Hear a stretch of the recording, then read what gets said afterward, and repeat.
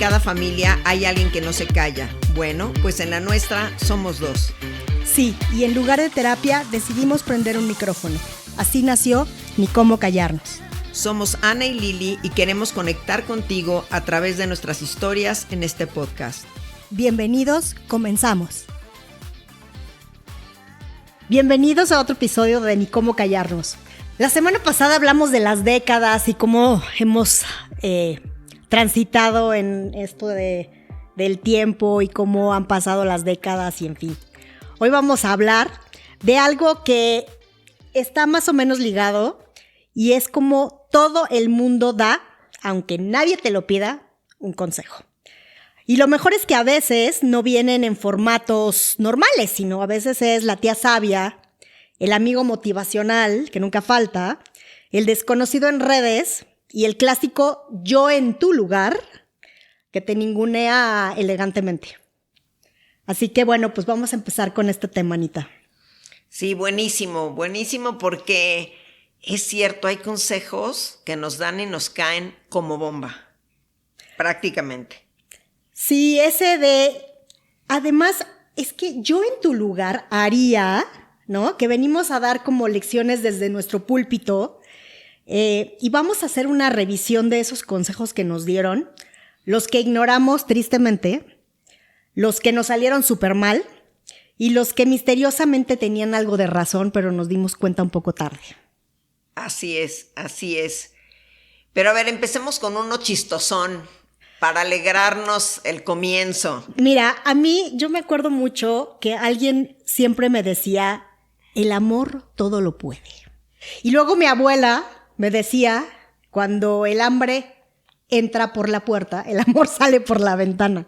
Entonces, bueno, pues curiosamente... Bueno, ese consejo es mucha realidad. Muchísimas veces pasa, ¿eh? Exacto. Muchísimas. Ese creo que se volvió ya más que consejo una realidad. Sí, es no que aplica a todos los casos, la verdad, pero muchísimos pasa eso. Cuando empieza la situación económica dura, híjoles. Sí, porque el enamoramiento es pues muy lindo, todo lo ves color de rosa, pero ya tenemos incluso estudios científicos que hablan de que el enamoramiento es una parte de la vida en pareja, pero que se va minando, y no es que dejes de querer a esa persona, simplemente que las cosas empiezan a ser mucho más reales y entonces pues el dejar de comer no es algo que sea irreal, ¿no? Entonces así es, y todo se complica. Ahora, cuando estás en las despedidas de soltera, siempre en los consejos que te dan, las tías o las primas casadas o las mayores te dicen, no se vayan a dormir enojados. No, bueno, irreal. Yo prefiero irme a dormir enojada, tranquilizándome y ya, mejor, mañana tocamos el tema, que no te vayas a dormir enojada. Claro, porque un consejo que puede ser sí real es, a ver, no tomes decisiones ni enojado, ni furioso, ni estresado, ni sacado de contexto, porque cuando estás discutiendo y estás en el clima de la discusión y dices, no, ahora terminamos esta discusión, a veces lo único que necesitamos es un poco de tiempo para que se asienten las cosas y pues sí está bien, tú te duermes en tu cuarto, yo me duermo en la sala y a lo mejor mañana veo todo con otro color. Entonces eso de no te duermas enojada. Oye, fíjate, mi marido y yo hemos puesto sobre todo la comodidad. Podemos estar enojados, pero no salimos de nuestros aposentos, ninguno de los dos. La cama, gracias a Dios, es king size, cada quien de su lado, pero dormimos muy a gusto. Preferimos no sacrificar la comodidad. Yo no sé, yo creo, y siempre pensé que era como muy raro eso que hacían las parejas en otras épocas, en otros siglos, que cada persona tenía su cuarto. Yo a veces pienso, y con los años lo creo más. Hay gente mayor que así ya lo hace. Claro. Hablo de gente mayor, a lo mejor de 70 y tantos, 80, que así lo aplica. Y yo creo que empezaría cada quien su cuarto. Desde los 45, Te voy a decir por qué, o sea, no es broma. O sea, a ver, yo todavía disfruto muchísimo dormir con mi marido y tenemos el mismo cuarto y qué sé yo.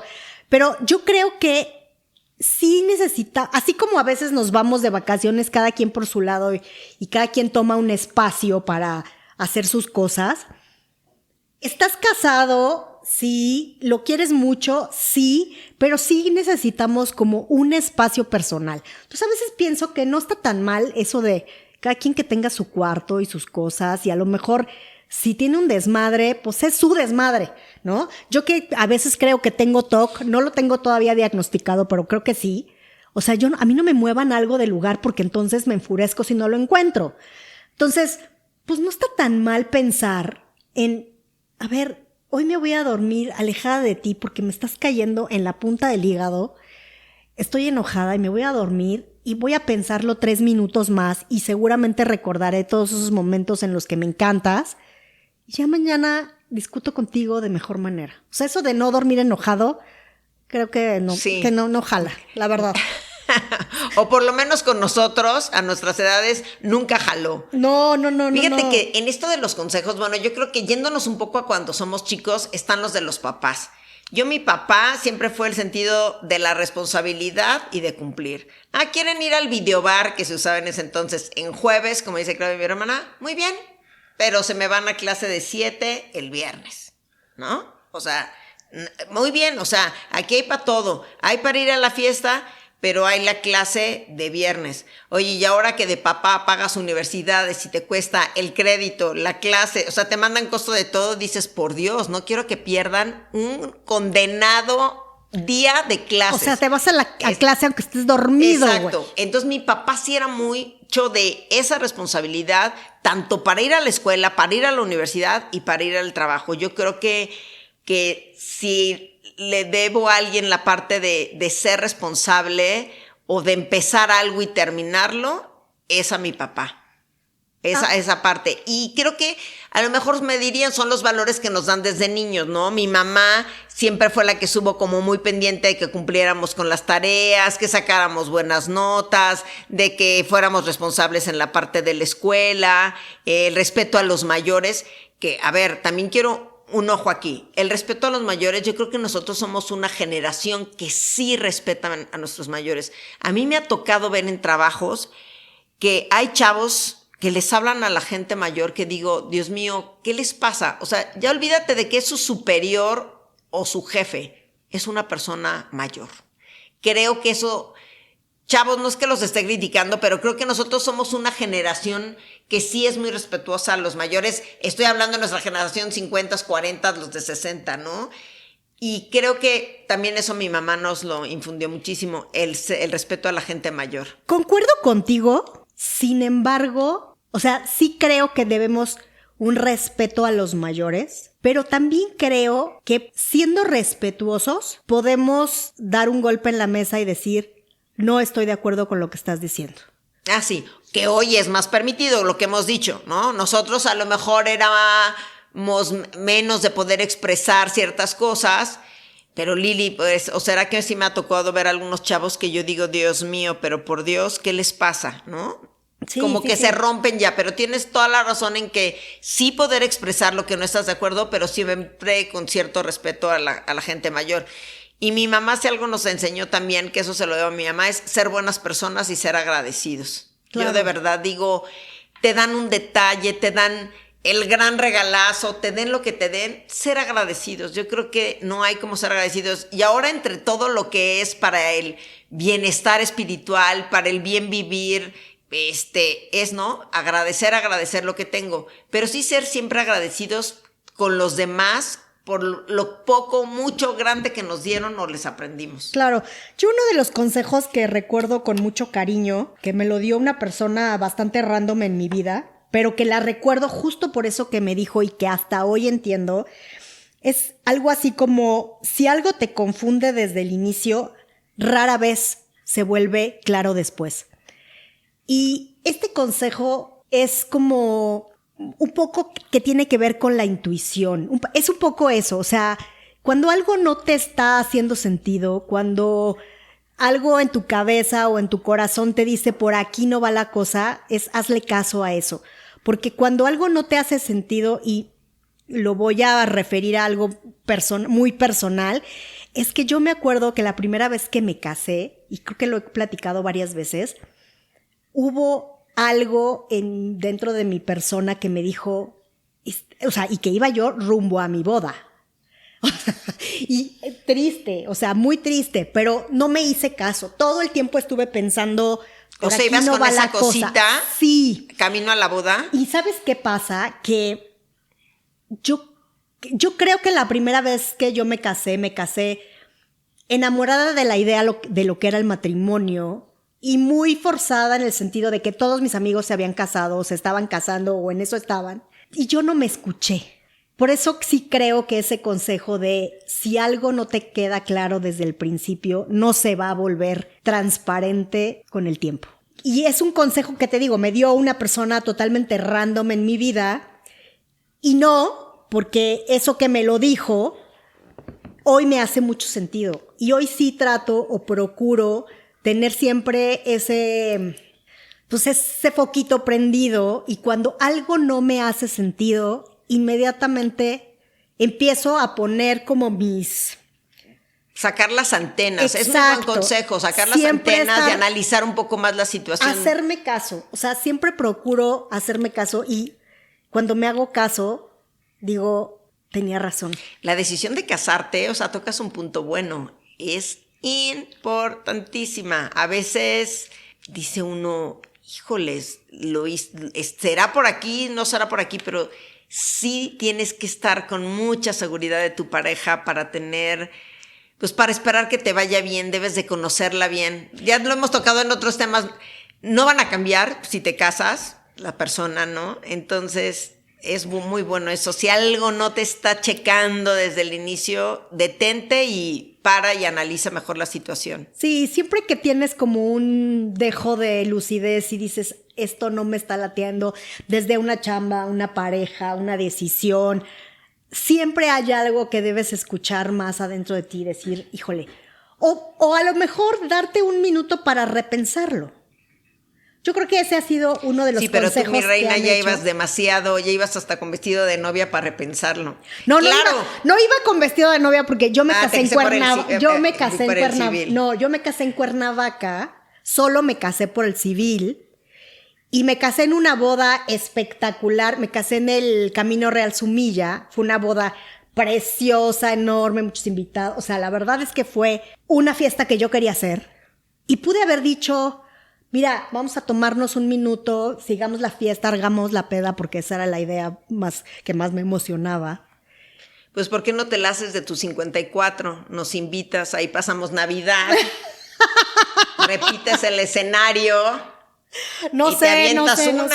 hasta de menos personas, ¿no? Es que ¿sabes qué? Pero ya te lo he dicho. Ya hasta se me antojó. Pero bueno, ya si ibas en ese camino, o sea, ya ibas como, claro, todavía se vale. Lo hemos visto en películas que ya la novia no llega o el novio no llega. No, porque esa Mr. boda Bean, costó mucho dinero y la estábamos pagando entre los dos. Como Mr. Big, perdón, dije Bean, pero es Big. Ándale. No, yo creo que ese fue un gran consejo, un gran consejo.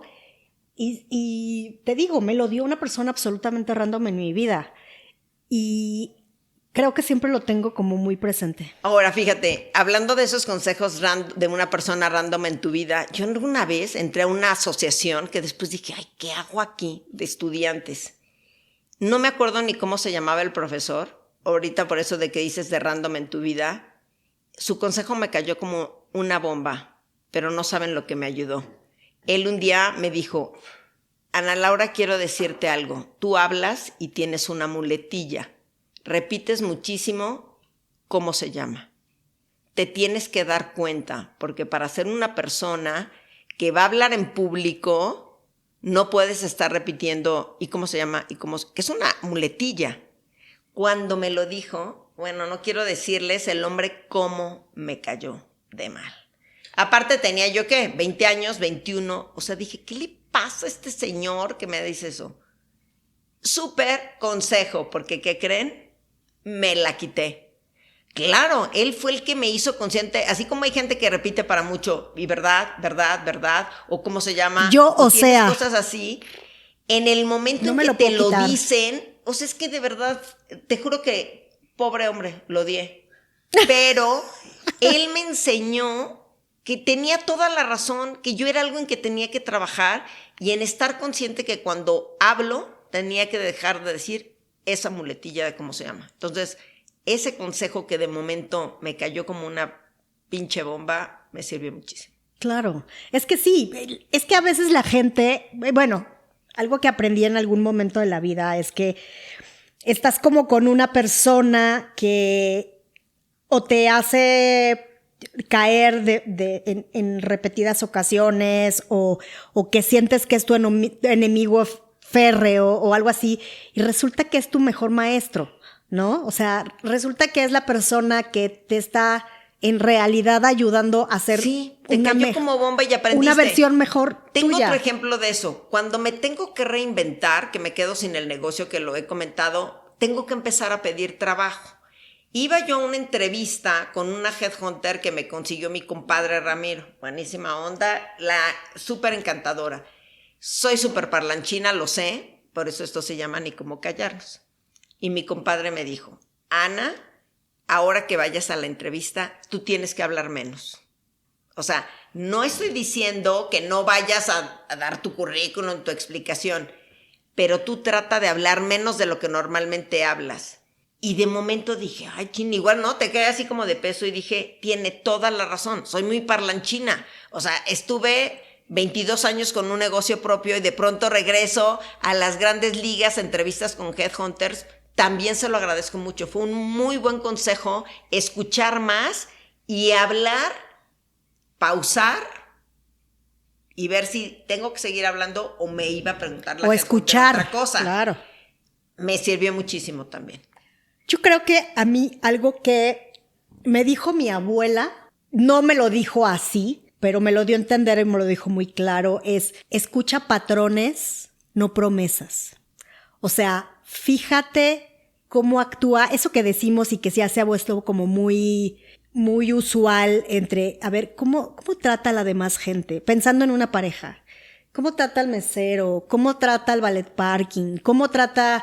O sea, piensa, ve en esa... Y no estoy hablando a lo mejor solamente de parejas, de una amistad, de una persona que te cae súper bien y que haces a lo mejor match, pero en el fondo sabes que esa persona no comulga contigo. Cuando, por ejemplo, a mí hay algo que me molesta muchísimo. Yo puedo ser mucho más agradable con la gente que tiene, digamos, un aspecto más humilde que con alguien que llega como en el superlativo de sentirse más.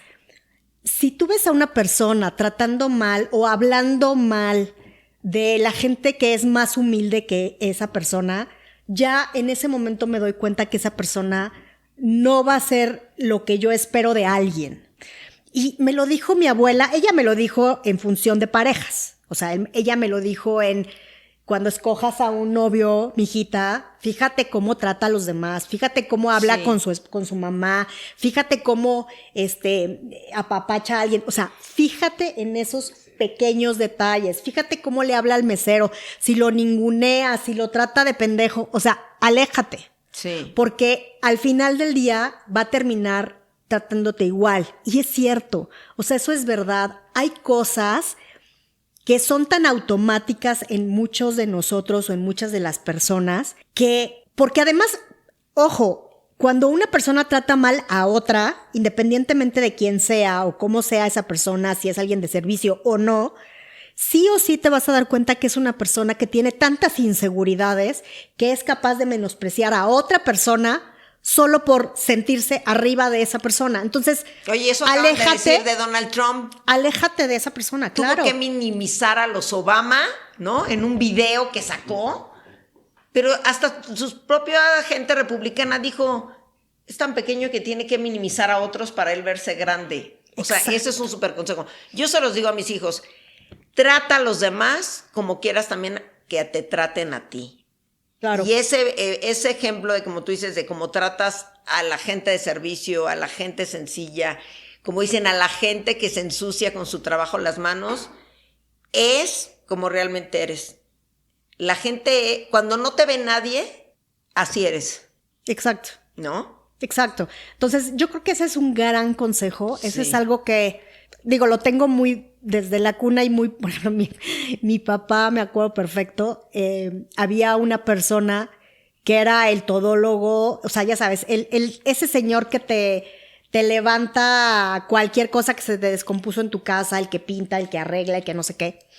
Y en mi casa era la broma porque mi papá, por ejemplo, siempre que tenía trabajadores en la casa, los sentaba a comer con nosotros. Y para mí es algo muy, muy digno de orgullo, porque mi papá siempre nos ha dicho, es que todos somos iguales. Y ni siquiera, mi papá no es religioso, o sea, no es ante los ojos de Dios, es ante nuestros ojos. Entonces, para mi papá, el hecho de que alguien que está trabajando en tu casa, pues a las 2 de la tarde, pues todos tenemos que comer. Entonces mi papá invitaba a todo el mundo y había una persona que trabajaba muy frecuentemente en mi casa y ya terminó siendo el tío, ya no me acuerdo cómo se llamaba, pero era un tío fulano.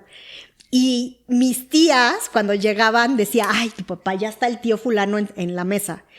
Y mi papá siempre, me acuerdo, yo que cuando estaba adolescente me provocaba un poco de shock, lo tengo que admitir, yo decía, o sea, ¿por qué el albañil está comiendo junto a mí?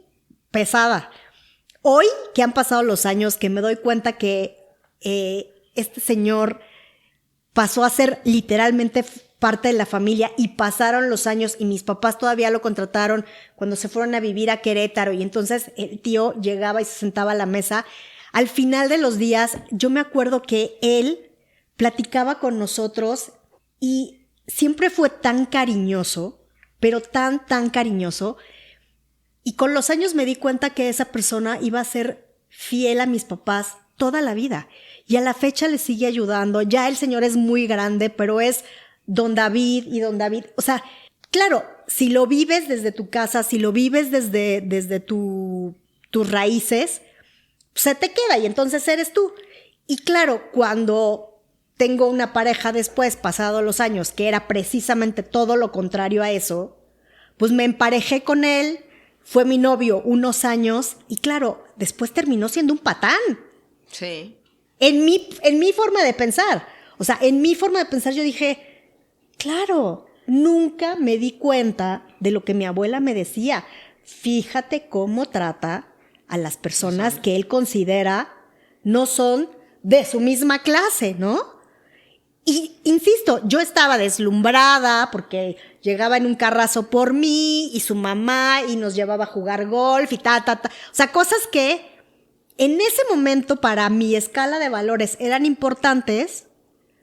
Claro, esa escala de valores cuando se rompía lo veías normal y después él empezaba a funcionar como realmente era, pues obviamente terminamos de las greñas.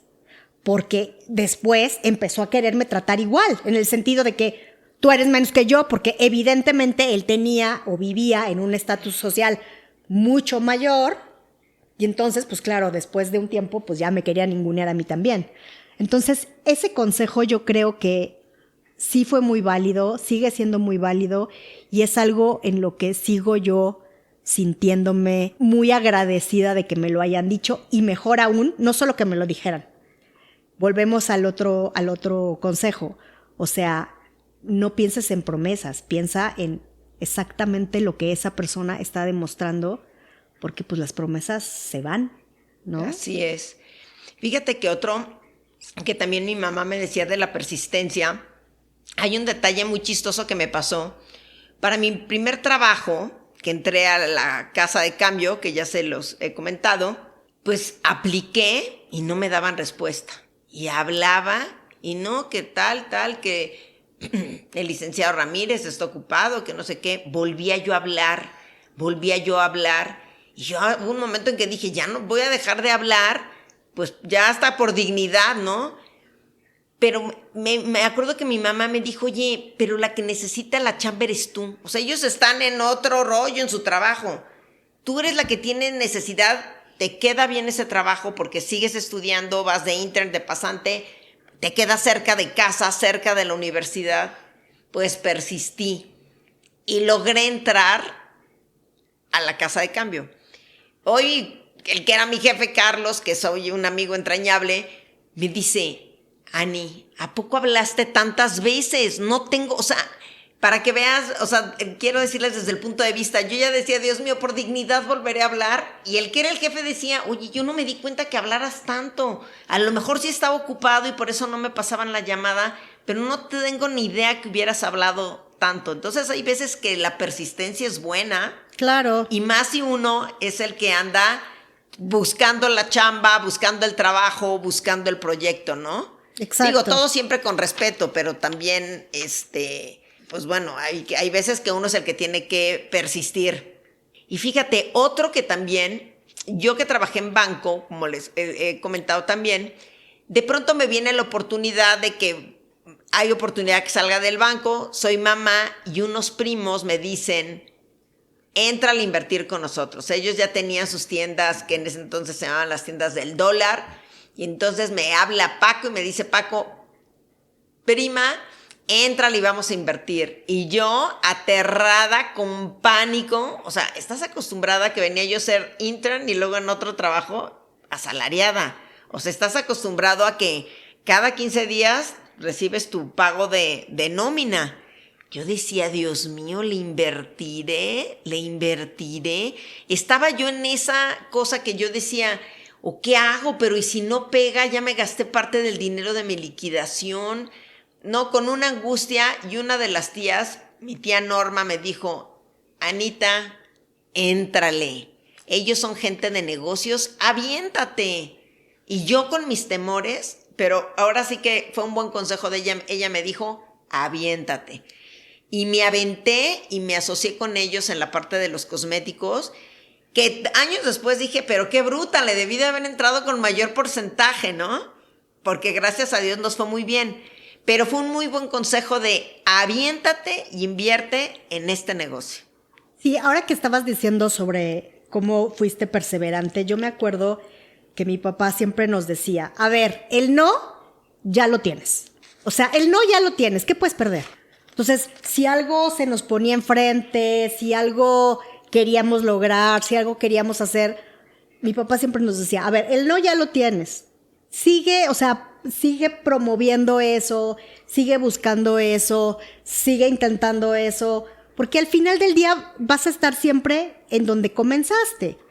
Ya tienes ese no, olvídate, échale más ganas y ahí voy a amarrar otro consejo que creo que no sé dónde lo escuché y que me encanta decirlo y que siempre lo tengo como muy presente, es nadie se arrepiente de ser valiente. Y me encanta eso porque es verdad, o sea, hay veces que, claro, utilizando lo que ya habíamos hablado, ¿no? De, bueno, utiliza tu instinto, si algo no te late, pero si en tu interior las cosas siguen haciéndote match, si en tu interior sabes que por más que todo, porque además todo el mundo va a opinar, todo el mundo va a decir, todo el mundo va a hablar, muchas veces la valentía y el empuje que tú le pongas a las cosas, pues va a conseguir que logres las cosas. Y vuelvo también a mi otro consejo, que ese no sé de dónde lo saqué. Pienso que a veces soy un alma vieja. Eso de que el que crea, crea. O sea, si tú te pones como una meta en el último lugar del camino, si ya lo crees, si ya lo tienes como en tu interior y dices, no, yo sí creo que puedo lograr esto y esto y esto y lo otro, y nada en tu interior te dice, aguas, lo vas a lograr. O sea, y te lo pongo como un ejemplo porque, bueno, tú conoces mi historia de vida. Yo me acuerdo que cuando cuando empecé con mi segunda relación, que hoy ya cumple casi 23 años, todo mundo... Ya por estos días, ¿no? Sí, ya, los próximos días. Todo mundo me decía, estás loca, Liliana. O sea, ¿qué vas a hacer con un hombre recién divorciado, con una mujer que tiene una hija, muy chiquita, todo apunta a, o sea, es un fail, no lo hagas. O sea, ¿qué estás haciendo? O sea, su familia no te quiere, tu familia no lo quiere, eso no va a llegar a ningún lado, ¿no? Y yo en mi interior decía, a ver, pero es que sí, y ahí sí cabía la idea de cuando el hambre entra por la puerta, el amor se va por la ventana, porque no tenía, o sea, a los dos nos habían sacado de nuestras casas con una mano adelante y una atrás, toda la familia nos tiraba cabrón, o sea, era muy difícil, era una situación muy compleja, era una cosa que no tenía ni pies ni cabeza, realmente todo apuntaba a que eso iba a ser un mega fail. Y no sé de dónde salió la fuerza, el espíritu, el amor, la inteligencia, porque fueron muchas cosas. Hoy te puedo decir que 23 años después seguimos queriéndonos mucho más que en aquel entonces. Seguimos siendo una pareja que creo que realmente hemos logrado mucho y nadie daba un peso por nosotros. O sea, las apuestas estaban 1,000,000 a 0. Bueno, y yo acordándome de esa boda, digo, nunca lo olvidaremos, yo creo que todos los que estuvimos invitados, que Ale te leyó una carta pero preciosa. Yo de broma le decía a René, mi marido, con un condenado párrafo que me escribieras, aunque sea de epitafio, te perdono todo. Un párrafo de esa carta, no pido más, un párrafo. O sea, fue un acto muy bonito, como tú dices, de algo que a lo mejor tenían muchísimas cosas en contra y que él se paró y leyó una carta que, Dios mío, ¿no? Entonces, mira, fíjate ahí con todo y que lo que decías hace ratito de que cuando no te checa, a ti sí te checaba, a pesar de todas las contras, sí te checaba, seguiste tu instinto y se dio, ¿no? Y se dio y ahora son una pareja con 23 años de casados y pues muy contentos y felices. Sí, con muchos altos y bajos y con problemas y dificultades, pero al final del día sí creo que el instinto ayuda. O sea, sí hay un instinto, sí tenemos como una cosa en el interior que nos dice, esto sí va por aquí. Y hay cosas, y te digo, o sea, y la verdad es que mi primer matrimonio, todo apuntaba a un matrimonio absolutamente exitoso. O sea, yo me estaba casando con un hombre exitosísimo. Eso pasa mucho. Hay veces que piensas que van a ser matrimonios muy exitosos y no lo son. Es cierto. ¿Cómo es la vida? ¿Cómo se van dando las cosas? Y cómo nos toca a vivir a unos de una forma, unos aprendizajes y a otros de otra. Pero mira, ver cómo te sucedió a ti. Yo les digo a mis hijos, algo que siempre les repito, es todos los días hay que patear el bote. Esa me encanta. No hay forma, la vida no es color de rosa, quisiéramos que fuera. La vida es padrísima y tiene cosas maravillosas, pero la vida, como lo decía yo hace rato, y cuando lo platicamos también en el de las décadas, es un subir y un bajar, ¿no? Así va la vida. Entonces, tú tienes que estar preparado, les digo a mis hijos, a ir pateando el bote diario. Que nos viene un problema, lo sorteamos.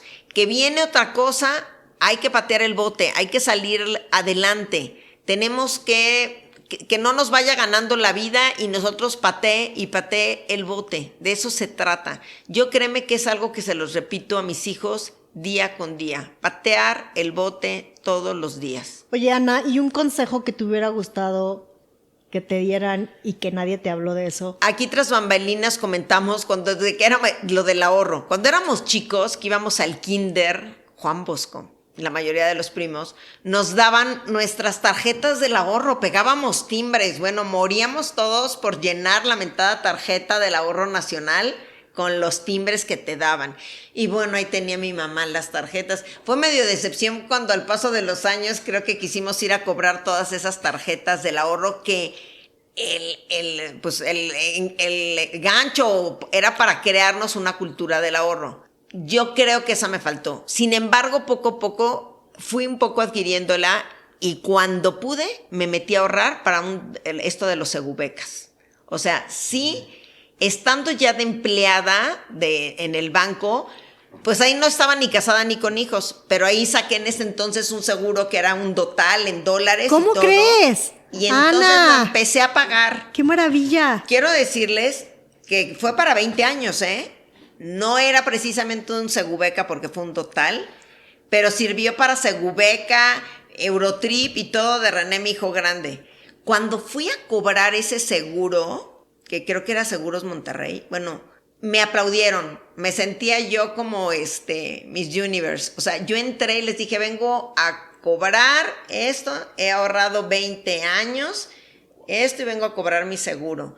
Qué bárbaro. Entonces lo que hicieron pues era una oficina especial, estaba ahí en Mariano Escobedo, o sea, no era una sucursal como tal, tenía una parte de sucursal, pero entonces todos se pararon y me aplaudieron y dijeron, le queremos aplaudir porque de verdad es un logro que tras tantos años venga y cobre su seguro. Y entonces ya lo que hice fue cuando pues ya nace Ana Paola y todo, ya por ahí de los 3, 4 años compré, ahí sí ya era un Segubeca. Y entonces sí ahorré para un Segubeca para Ana Paola. Tarde a lo mejor, pero tuve dos momentos de ahorro y hoy en día estoy pagando uno de retiro. También estaba yo en mi época del negocio propio, le podía yo echar más, pero aún así cuando me salí, me bajé de monto mensual y tengo uno para el retiro, que también son de estos de a largo plazo, ¿no?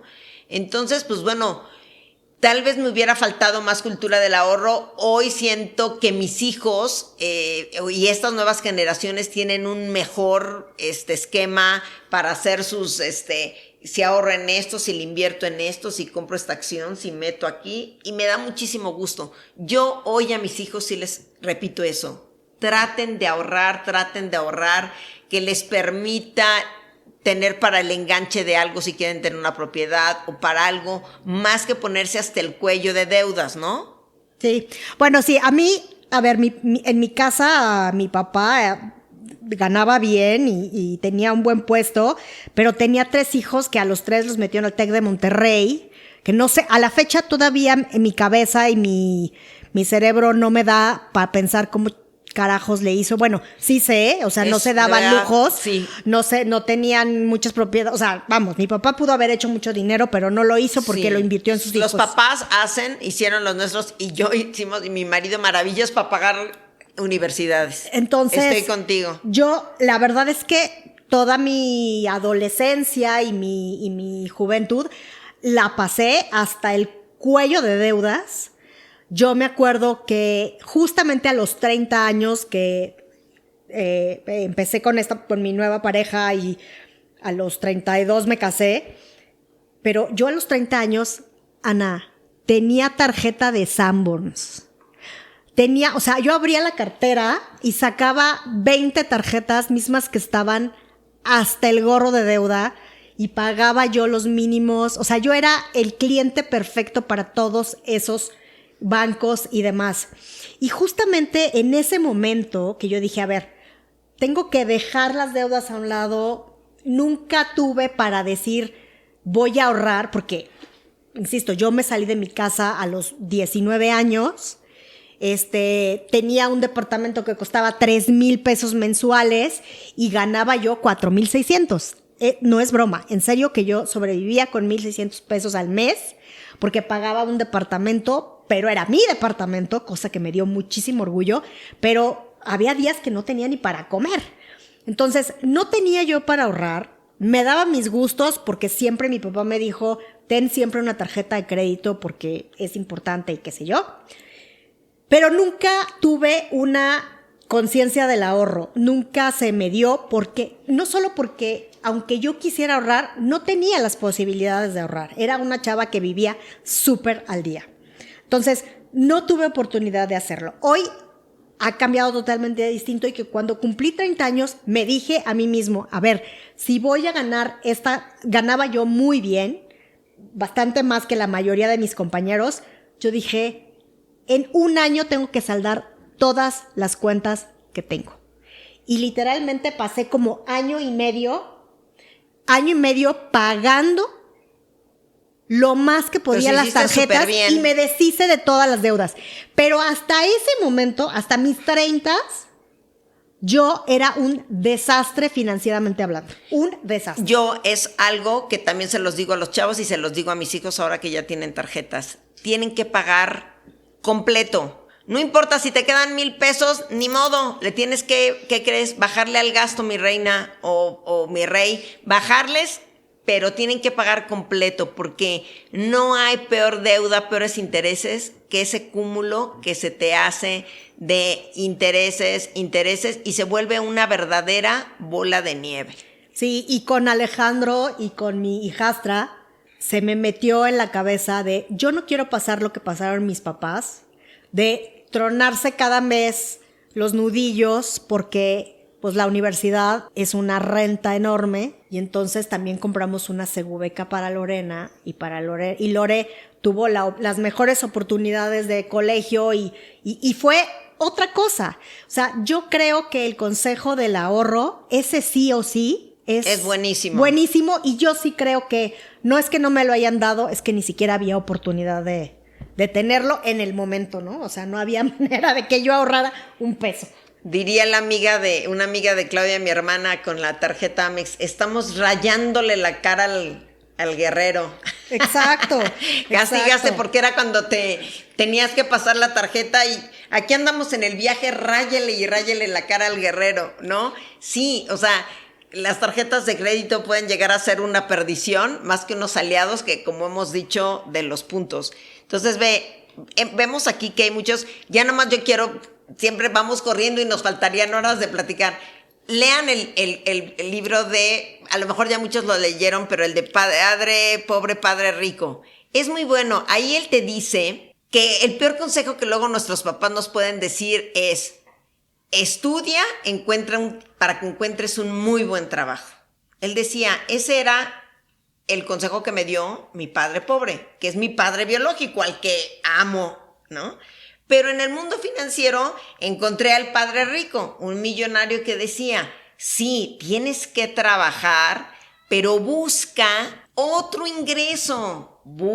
Trata de ese dinero con el que tú ganas de tu sueldo, emprender algo que después te genere para pagar esa mensualidad del coche que no te va a tener ahorcado, como muchísimos nos pasa, y de jóvenes, que gran parte de tu sueldo, como dicen, quiero tener el carrazo, y gran parte del sueldo se va, sino que tengas un proyecto, un ahorro, una inversión, si eres financiero, unas acciones, o poner un negocio, poner algo que te va a generar ese flujo que te va a permitir tener esos lujos.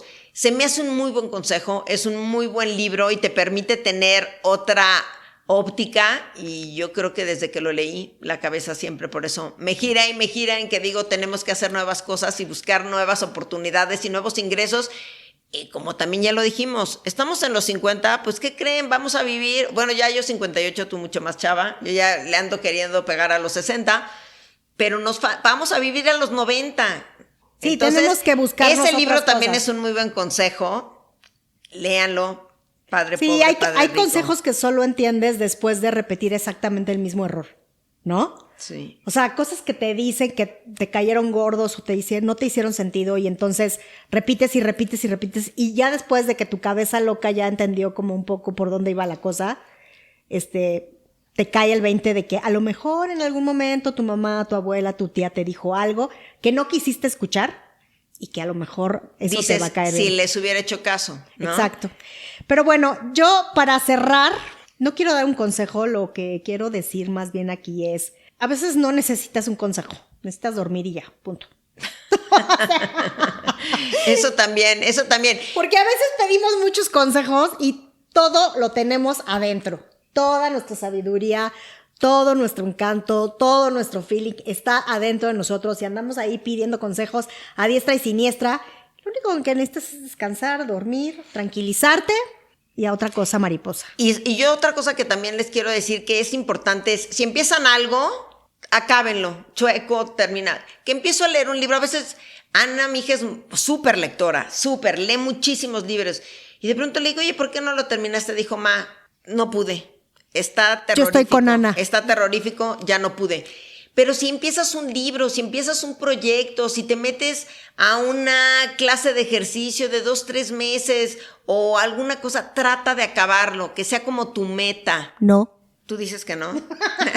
No, yo de verdad, yo tengo libros, en el sentido de los libros. Bueno, en el caso de los libros que me dice Ana, no puedo ya, pero no puedo hay con cosas este que libro. empiezo que no van por ahí.